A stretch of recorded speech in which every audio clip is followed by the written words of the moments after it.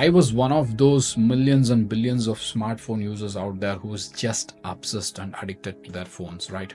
So I did not even see how bad it was. I'd wake up, check my phone, even at work, constantly bombarded and interrupted by notifications. When I was with my friends, still scrolling, and I was so hooked, and I always had the urge to check my phone even when it was not necessary at all. So does it sound familiar? Stick around because I would like to share my perspective, and I would also like to share my thoughts on the science behind the obsession on your phone. Decoding digital obsession is quite necessary for this day because it is so important for all of us to know what exactly it is causing us and where exactly it is taking us. So let's dive in. Hey all, welcome back to my YouTube channel. I'm Sunil. The dopamine trap. So let's understand what dopamine means in this particular context of phone usage or the smartphone usage, right? If you have ever wondered why smartphones are so addictive, it's time to understand how dopamine works, and also it's time to understand how your brain's reward system actually works, right? Dopamine is a neurotransmitter which is released in your brain when you engage with a pleasurable activity.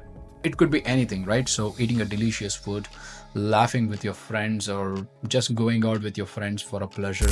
One such activity is also using the cell phone. Since your brain releases it, it makes the behavior more likely to be repeated in the future.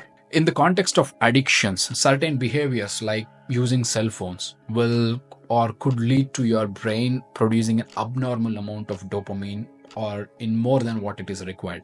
This excessive release hijacks normal system of pleasure and motivation and changing the complete way of how your brain works. So the brain's reward system is not only altered by certain drugs but also by some actions. Therefore, the behavior such as compulsively checking your phone, feeling anxious when it is not around you, and neglecting and other activities actually quite indicates that there is an underlying issue there. For some people it is quite evident, and for some it is not. I used to tell myself I'm just checking one thing, and that one thing led to another thing, and finally I'm in this rabbit hole of doom scrolling, right? So a comment here, a comment there, a like here, a like there. These applications keeps you hooked and helps your brain to release dopamine, which is more than what it is required. I was stuck in this endless loop, and it turns out it's just not me. That's exactly how our brain works. So we seek more pleasure. When we enjoy the taste of that pleasure, we want to have it repetitively. So social media works exactly like this. It's like a slot machine, right? So the random reward keeps us hooked, and it actually alters our brain rewarding system. The more we check, harder it is to stop for us, and we enter into doom scrolling in no time. And also the algorithm behind these applications, right, that keeps you really hooked. Have you ever felt like the feed knows you better than you know yourself? That's exactly how it works, right? That's exactly how the algorithm works, because that's actually true. These algorithms are quite designed in a way to actually play with your regular likes and dislikes. The algorithm mainly tracks your engagement with the content that you are getting engaged with rather than what you actually want to consume. They don't really care about your interest, but they would care about your engagement, where exactly you are engaging with and what sort of content to be pushed to you. So for example, I watched a random video of a cooking dish which I would never ever even try in my entire life, but boom, I have this kind of videos in my feed for next 1 or 2 days. That's exactly how the algorithms are designed, to keep you hooked for the engagement purpose. So it's all about business, right? So everything starts with that one click that you do. So early morning, your feed will look completely different. In the afternoon, it looks completely different. And in the evening, it looks completely different. And the timely feeds will actually pop up into your space. How? The FOMO struggle. We cannot really blame everything and anything onto algorithm and the smartphone manufacturing industry, right? So the FOMO struggle is quite real, and most of us ignore because it doesn't sound or seem like a big problem. So this is exactly what these industries encashes from us and then make a business out of it. For me, one of the hardest thing to admit was how much FOMO was controlling me. I check my phone constantly. I would always have an urge to check my phone thinking that what if someone messaged me? What if I missed the call? What if there is a trending meme which I'm which I wasn't part of it? What if there is a group conversation which is happening quite, interesting, intensely, which I'm missing out on? Whether it is interesting or not, you always have this FOMO in back of your mind, which you will never address in an open way, or you wouldn't even dare to admit that FOMO is actually controlling you. You would just go with the flow and say everything is fine. But this is exactly where the business encashes your system and then they take over. So the FOMO is actually quite real. Until and unless you realize it and come out of it, it is quite hard for you to come out of this obsession with the smartphone. So this is quite real and it needs to be addressed as soon as possible. In many of these applications, you might have seen the stories which disappears for after 24 hours. You have that kind of urge to check before it disappears. And if you have seen your message being sent and there is a last scene, or if somebody is typing to your message back as a reply, you have the urge to reply back them in so quick that you wouldn't want to miss out on that flow of conversation. So with having this group chats with your friends group all the time with constant memes and conversations and everything, that also keeps you hooked, and that also takes your urge to check the phone on a constant basis. So all of this constitutes your FOMO struggle, and that's one of the main reasons why you always so would like to check your phone on a constant basis. This is the moment that actually hit me how much I was obsessed with my cell phone and how it is taking control over me, right? I'm a father of a baby girl who is just 9 months old. Every time I'm with her, when I hold her, I need to enjoy those tiny moments and enjoy those precious moments, right? But at one corner of my mind, I always have this urge to check my phone. What if someone had called me? What if someone is waiting for my reply? What if there are some notifications which I could not check, and what if I'm missing out on something?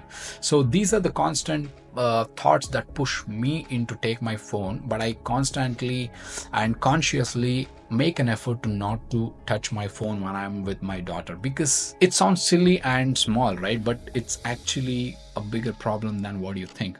So the urge to not to touch your phone, it's a no-brainer. When you are with your baby, you cannot have your attention anywhere else. So a 9 months old baby needs a constant attention. So that's actually when it hit me that, actually how my smartphone is taking control over my life and on the precious moments that I have to live in. So that's when I made a conscious decisions about changing my habit around my cell phone, and this is exactly what I'm following right now. So the previous way of using smartphones did affect me in a lot of different ways, right?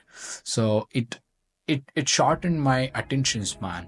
It actually, those blue lights took away my good sleep. My sleep schedule was altered, and it was taken over by the urge to check my phone to see the notifications and the weaker connections with the people. So when I'm out with my friends, I always have this urge to check my phone rather than talking to them. So this is kind of an attention span also which goes down the drain. This is actually the real problem that most of us kind of ignore it, but this needs to be addressed if you want to get things better. There are some measures that I've been implementing consciously in the way that I use my smartphone from recent past. Taking control will not happen overnight, and it's a process, right? So we need to actually work on it consciously and see how the results could be achieved. So I have made some small changes around the usage of my smartphone, and it is already helping me a lot.